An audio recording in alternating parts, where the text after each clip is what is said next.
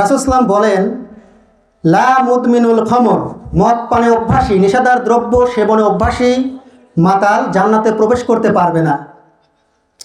আমাদের সমাজে এখন আপনার উচ্চশিক্ষা থেকে শুরু করে একেবারে কৃষক পর্যন্ত প্রায় সবাই বললেই চলে, কারণ যেখানে 10 জন থাকে সেখানে 9 জনই যদি আপনার সিগারেট খায়, পানের সাথে জর্দা কুল খায়, এখানে আর কোনো পার্সেন্ট থাকে না। প্রায় সবাই বললেই চলে এই অবস্থা যে আপনি একজন নেশাদার দ্রব্য পান করেন না, সে যদি এক জায়গায় দাঁড়ান কোনো দোকানে, চায়ের দোকানে, হাটে বাজারে, দেখা যায় আপনি ডান দিকে মুখ করবেন, নিঃশ্বাস নিতে পারতেছেন না, একজন ধোঁয়া দেয়। বাম দিকে মুখ করবেন, নিঃশ্বাস নিতে পারেন না, আরেকজন ধোঁয়া দেয়, সিগারেটের ধোঁয়া। মানে আমাদের সমাজে সিগারেট, নেশাদার দ্রব্য এগুলা সয়লাভ হয়ে গেছে। আমাদের সমাজে আরেকটা কথা প্রচলিত থাকে যে রাসূলুল্লাহ সাল্লাল্লাহু আলাইহি ওয়াসাল্লাম মদের কথা বলছে, এখানে সিগারেটের কথা আসে নাই। আসলে নেশাদার দ্রব্য বলতে কি বোঝায় এটা আমাদের বোঝা লাগবে। 4টা বিষয় আসছে নেশাদার দ্রব্য বোঝাতে আরবিতে। একটা ওয়ার্ডের নাম হচ্ছে খমর মানে মদ, আরেকটা ওয়ার্ডের নাম হচ্ছে মুস্কির মানে যে কোনো নেশাদার বস্তু বোঝায় আরবিতে, আরেকটা হচ্ছে মুফতির যেটা খেলে দুর্বলতা ও অলসতা সৃষ্টি করে, আরেকটা আপনার আধুনিক যে ওয়ার্ড সেটা হচ্ছে মুখাদ্দিরাত মানে আধুনিক আরবি শব্দ, মানে মাদকদ্রব্য বিভিন্ন বোঝাতে, ইয়াবা, ট্যাবলেট এগুলো বোঝাতে বোঝায়। তো এই জন্য এখন দেখি আসলে রাসূল সাল্লাল্লাহু আলাইহি ওয়াসাল্লাম শুধুমাত্র মদের কথাই বলছে নাকি যত প্রকার নেশাদার দ্রব্য আছে সবগুলোকেই বলছে। এই হাদিসটা পাবো সহিহ মুসলিম হাদিস নাম্বার 2003। রাসূল সাল্লাল্লাহু আলাইহি ওয়াসাল্লাম এক বাক্যে এই কথাটা বলছেন যে কুল্লু মুস্কিরিন খামরুন ওয়া কুল্লু মুস্কিরিন হারাম, যা কিছু নেশা তৈরি করে সেগুলাই হচ্ছে মদ, আর যা নেশা সৃষ্টি করে তাই হারাম। রাসূল সাল্লাল্লাহু আলাইহি ওয়াসাল্লামের দৃষ্টিতে, রাসূল সাল্লাল্লাহু আলাইহি ওয়াসাল্লামের সংজ্ঞা মতে প্রত্যেকটি নেশা সৃষ্টি করে এমন যা আছে সেগুলাই মদ।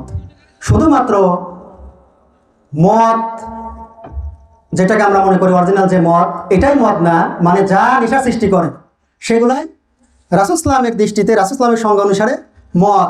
সেটা আপনি আমাদের সমাজে যেগুলোকে নেশাদার দ্রব্য বলা হয় সেগুলোই মদের অন্তর্ভুক্ত।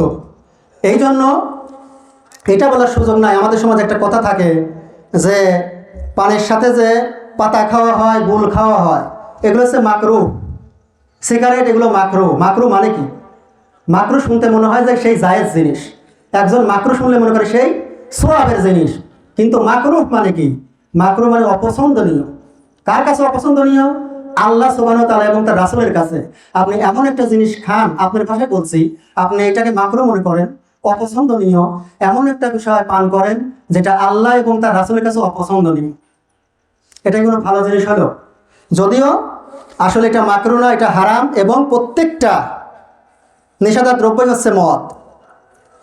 যারা নেশাদার দ্রব্য পান করে তাদের ক্ষেত্রে রাসূল সাল্লাল্লাহু আলাইহি ওয়াসাল্লাম বলতেছে খুব কঠিন কঠিন কথা আসছে।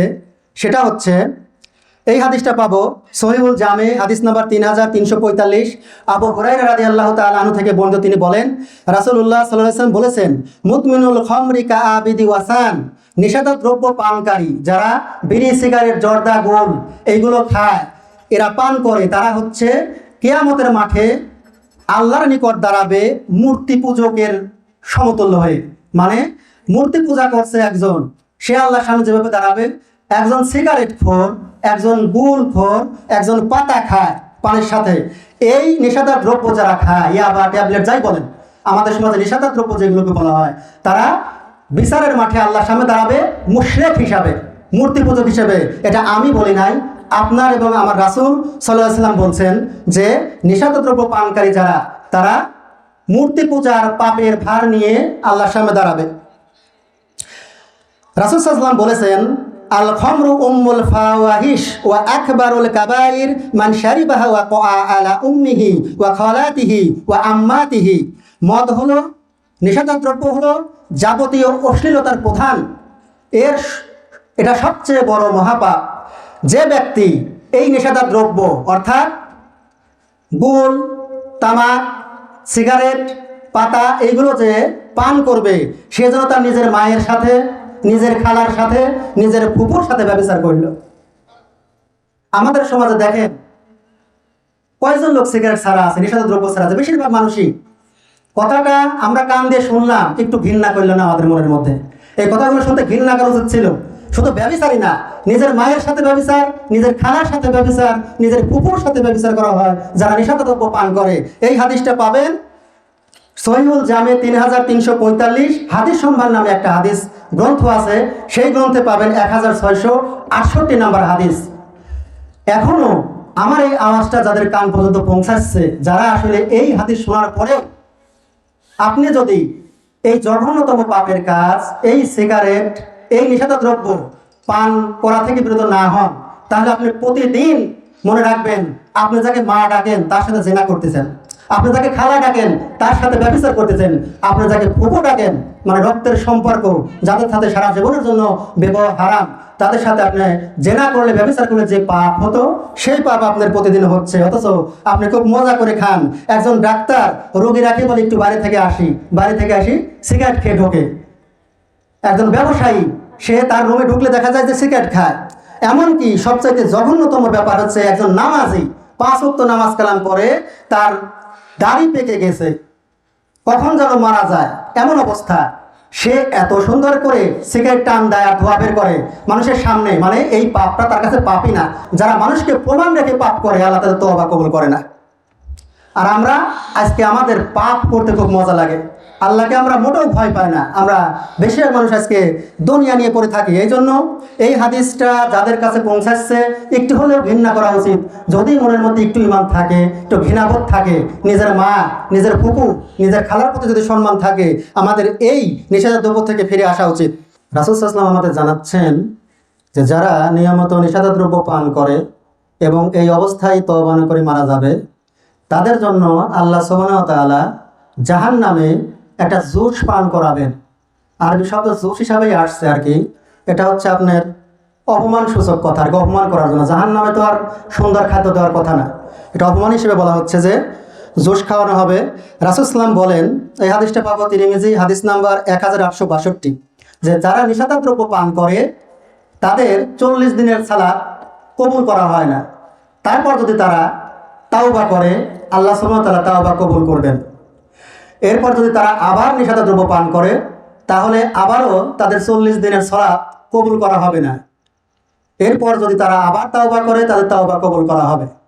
এভাবে চতুর্থবার যখন তারা আবার নিষেধাজ্ঞা দ্রব্য পান করবে, এরপর তাদের তাওবা কবুল করা হবে না। এই অবস্থায় তারা মারা গেলে আল্লাহ তাদেরকে জাহান্নামীদের শরীর থেকে পুড়ে পুড়ে যে পুঁজ তৈরি হয়, জাহান্নামীরা আগুনে পুড়ে যে পুঁজগুলো হবে, সেই পুঁজগুলো একটা ড্রেন দিয়ে এসে এখানে জমা হবে, পুঁজের ঝর্ণা। এখান থেকে পুঁজগুলো নিয়ে এসে যারা নিষেধাজ্ঞা পান করে তাদেরকে খাওয়ানো হবে। এই ঝর্ণার নাম হচ্ছে নাহারুল খাবাল।